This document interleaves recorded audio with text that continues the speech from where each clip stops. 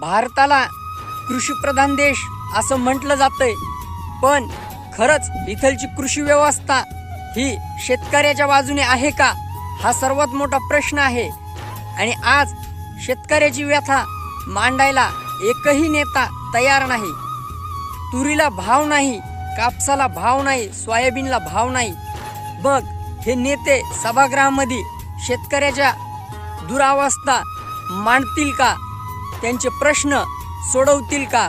आणि शेतकरी तरीही त्याच पुढाऱ्याच्या आंदोलनामध्ये, त्याच पुढाऱ्याच्या सभेमध्ये आणि त्याच पुढाऱ्याच्या प्रचारासाठी घरच्या भाकरी खाऊन तिथं बोंबलत जातोय.